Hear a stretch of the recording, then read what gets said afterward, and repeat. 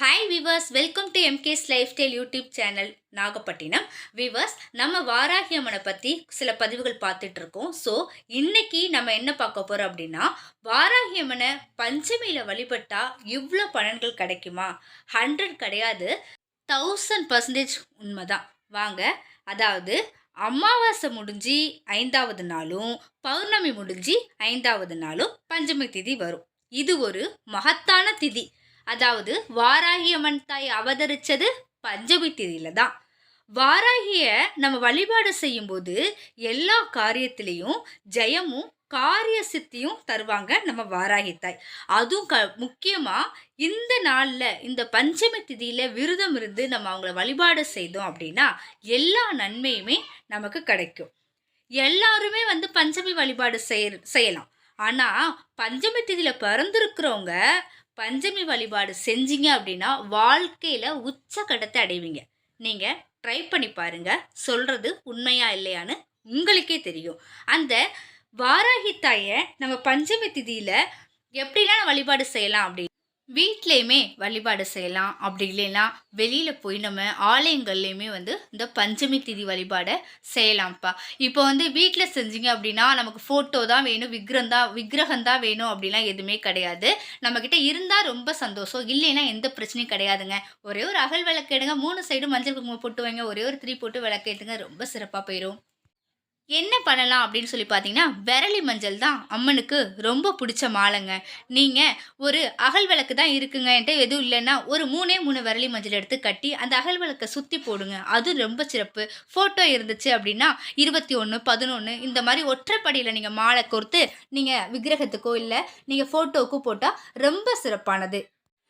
நெய்வேத்தியம்னு சொல்லி பார்த்தீங்கன்னா சக்கரவள்ளி கிழங்கு, பயிர் வகைகள், மாதுளப்பழம், அன்னாசி பழம், ஆமை வடை, இந்த மாதிரி உணவுகள்லாம் அவங்களுக்கு ரொம்ப பிடித்தமான உணவு. நீங்கள் அந்த உணவு வச்சுமே நீங்கள் வழிபாடு செய்யலாம். அப்படி இல்லைன்னா ஒரு டம்ளர் பால் காய்ச்சி வச்சு கூட அந்த அம்மனை நீங்கள் வழிபாடு செய்யலாங்க. பால் காய்ச்சி வச்சுட்டு விளக்கு ஏற்றியாச்சு, மாலை போட்டாச்சு, அதுக்கப்புறம் நெய்வேத்தியம் வச்சாச்சு. இப்போ என்ன பண்ணணும், தூபம் எல்லாம் காட்டுங்க. காட்டி முடிச்சுட்டு அந்த விளக்குக்கு முன்னாடி சத்த நேரம் உட்காருங்க அமைதியாக. அந்த மனசை ஒருநிலைப்படுத்தி என்னென்னலாம் உங்களுக்கு பிரச்சனைக்கு தீர்வு வேணுமோ முன்னாடி வாய் விட்டு சொன்னாலும் சரி, இல்லை மனசுக்குள்ளேயே நீங்கள் அவங்கள அந்த பிரச்சனைகளை சொன்னாலும் சரி, அவங்க காதில் கேட்கும். ஒவ்வொரு பஞ்சமி வழிபாட்டிலையும் உங்களுக்கு ஒவ்வொரு பிரச்சனையும் மறைஞ்சிக்கிட்டே வருங்க. மன மகிழ்ச்சி, மன அமைதி, அனைத்து விதமான பிரச்சனைக்கும் உங்களுக்கு தீர்வு, உலகத்தில் உள்ள அனைத்து சகல சௌபாக்கியத்தையும் அந்த அம்மா உங்களுக்கு அள்ளி கொடுப்பாங்க. பஞ்சமி திதியில் மட்டும் இல்லைங்க, தினமுமே அந்த அம்மனை நினச்சி நீங்கள் வீட்டில் வழிபாடு செஞ்சுட்டு ஒரு விளக்கு ஏற்றி வைக்கிறது ரொம்ப சிறப்பு.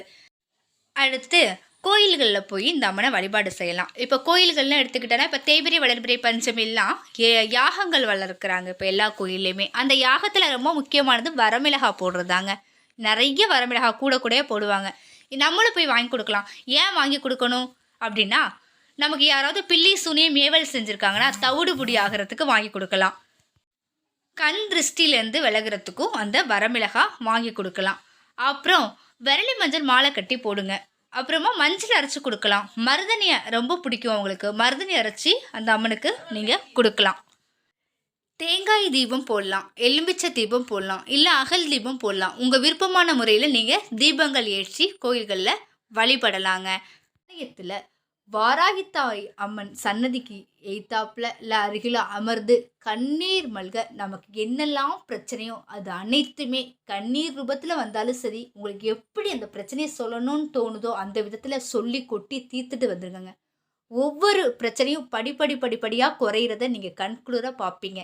நீங்கள் எப்பயுமே சரி தெய்வத்தை படி வழிபட போனீங்க அப்படின்னா என்ன செய்யணும் முறையாக நமக்கு இதாங்க.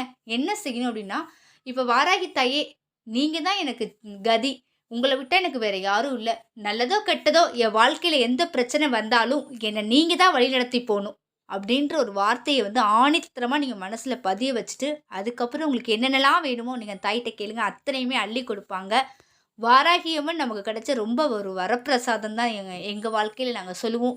நிறைய கஷ்டத்தெல்லாம் அனுபவித்து இந்த தாய் எங்களுக்கு யாரோ மூலியமாக இவங்களை நாங்கள் பார்த்தோம். அதுக்கப்புறம் எங்கள் வாழ்க்கையில் நிறைய விஷயங்கள்லாம் நடந்திருக்கு. அதுக்கப்புறம் தான் நானே இந்த யூடியூப்ல வந்து அவங்கள பத்தி ஷேர் பண்ணணும் அப்படின்னு நெனச்சு சில வீடியோக்கள்லாம் போடுறேன். மனப்பூர்வமா நான் அனுபவிச்சது தான் இது. இதெல்லாம் நான் பண்ணியிருக்கேன். கண்ணீர் மல்க நான் அந்த அம்மாட்ட வேண்டி அந்த விஷயம்லாம் எனக்கு நடந்திருக்கு. நான் மட்டும் பயனடைஞ்சா நல்லா இருக்காது. எல்லாருமே பயனடைங்க. இன்னும் நான் எப்படிலாம் அந்த தாய வழிபடுறேன், எப்படிலாம் வழிபடணும், அந்த டீட்டெயில்லாம் உங்களுக்கு வர வர வீடியோல வந்து உங்களுக்கு சின்ன சின்ன பதிவுகளா நான் குடுக்குறேன். சில டைம் ஷார்ட்ஸ்ல கூட நான் குடுப்பேன். நீங்க போய் பார்க்கலாம். உங்களுக்கு இந்த பதிவு பிடிச்சிருந்துச்சு அப்படின்னா, ஒரு லைக் பண்ணுங்க, ஷேர் பண்ணுங்க, கமெண்ட் பண்ணுங்க. நம்ம சேனல கண்டிப்பா மறக்காம சப்ஸ்கிரைப் பண்ணுங்க. கமெண்ட் பாக்ஸ்ல சொல்லுங்க. உங்களுக்கு வேற ஏதாவது டவுட்ஸ் இருக்கு அப்படின்னா, கண்டிப்பா உங்களுக்கு நான் ரிப்ளை பண்ணுவேன். அனைவருக்கும் நன்றி ஃப்ரெண்ட்ஸ்.